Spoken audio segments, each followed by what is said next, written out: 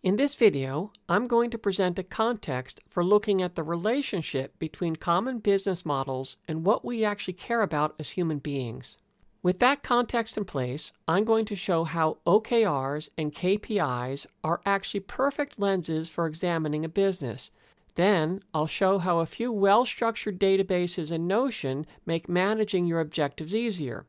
Finally, I'll wrap it up by showing how OKRs are part of an integrated project management framework for Notion.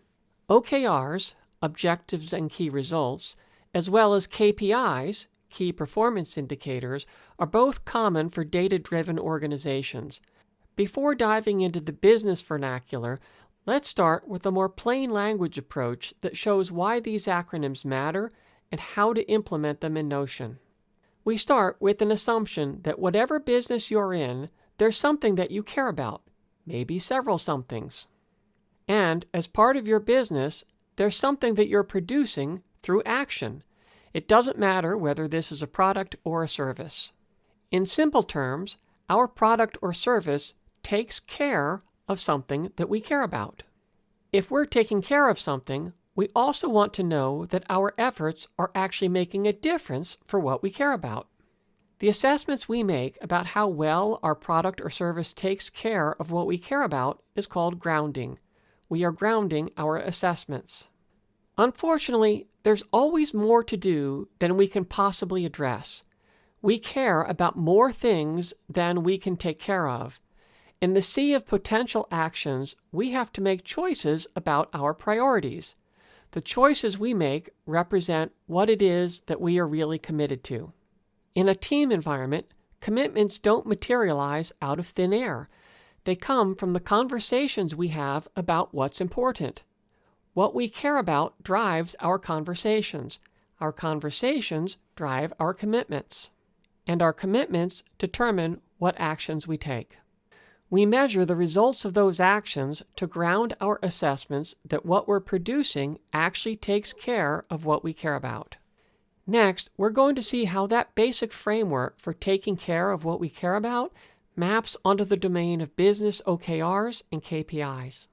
Objectives are what we're trying to achieve. This can be either for internal teams or for external clients.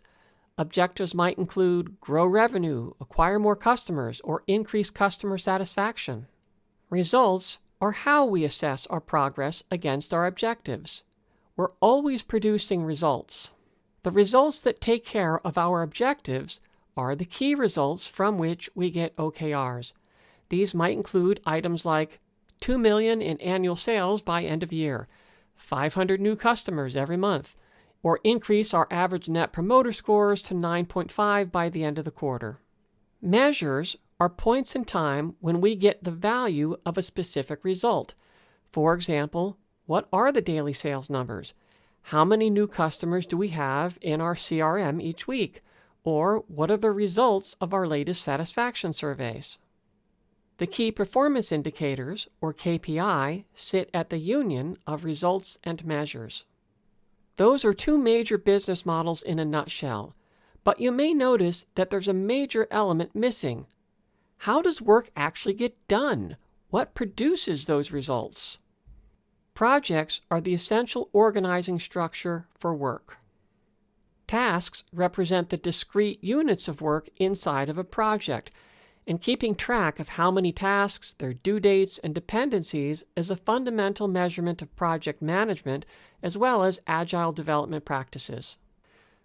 Lastly, the projects that actually move a business forward represent current priorities because they help achieve stated objectives. Objectives set priorities, projects drive tasks, and we measure our results in order to determine if we are meeting our objectives. Projects, OKRs, and KPIs are how we structure our commitments and ground our assessments that we are taking care of what matters. Next, we're going to see how that basic framework for taking care of what we care about maps onto business OKRs and KPIs in Notion. The Generative OKR template has the basic databases for objectives and key results, but also adds a third database specifically for recording progress over time against your key results. These are your measurements and can be populated from external data sources like Google Analytics, Facebook, reports from your CRM, or accounting software. Wherever possible, we're trying to declare what matters and then use external data sources to ground our assessments of progress. The homepage also gives some basic guidelines on the differences between objectives and results, which we're going to drill into next. For example, growing your customer base by 20% by June with an ad campaign sounds like a great idea. It's specific, grow your customer base. You can measure it, 20% or more than the current value. It sounds achievable based on running an ad campaign. It's relevant because customers are the lifeblood of a business, and it has a time element of June. So what's wrong with it? Each of the elements are important, but they're all lumped together. It may look like an academic distinction at the moment, but we'll see why it matters shortly. The objective is what you're trying to achieve. We need to keep it simple and separated from the other elements. So if our objective is to grow our customer base, then we can either add more prospects to the top of our sales cycle, or we can stop our customers from leaving at the bottom. Here, in the Generative OKRs, we see our single objective, grow the customer base, along with the two independent key results. We also see progress for each of them based on measures. Also, although your objectives should be linked to projects, the OKR template does not ship with modules for clients, projects, or tasks. Chances are that you already have a process for that, else you can use ones that are fully integrated with the project management framework for Notion. Now let's drill into one of those key results. Not only is the title specific, it's updated dynamically based on the information that you specify for the metrics. We start with how you want the metric to change. Should it go up or down?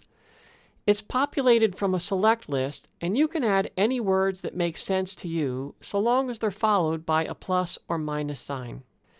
Next, you get to specify what you want to change and how to count them along with your target value. These are both text fields so that you can make the grammar work. The from and through dates serve two purposes. First, they specify the range of measurements that are going to be relevant. Second, they give the deadline for achieving your target. Aggregation controls how your data will be summarized. Minimum, maximum, and latest specify that you will be pulling one data point from your measures, while average, sum, and number of measurements will run the math to get you what you need.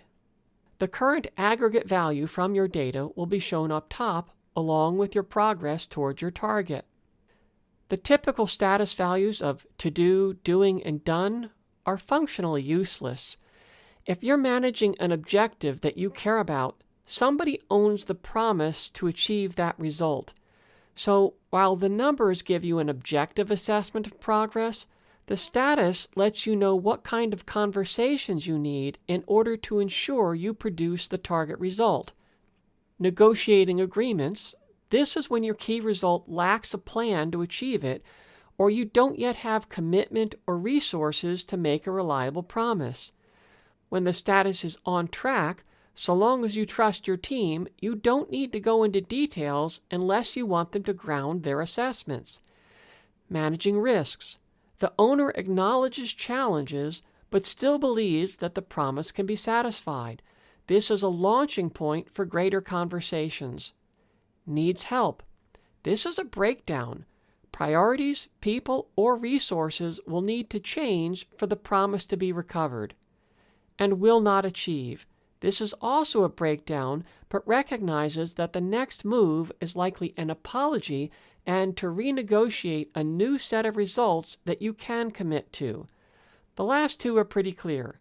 Did you achieve the target value for the key result or not? The last part of the OKRs is where we enter the measures. On the bottom of the key results page, you'll find a spot to enter the measurements.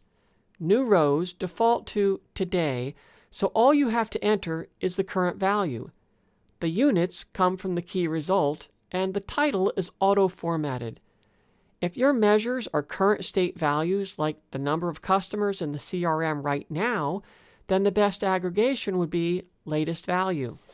But if what you're recording is the number of new customers in each period, then it makes more sense to aggregate the sum of values. The point is that you can measure anything you want so long as your aggregation and measurement make sense together. For cases where your measurements come from external sources, you're welcome to add the URL where data can be verified or expanded. There's also a native option to chart changes in your data, and you're welcome to add images, interpretations, or any data that you want inside individual measurement pages.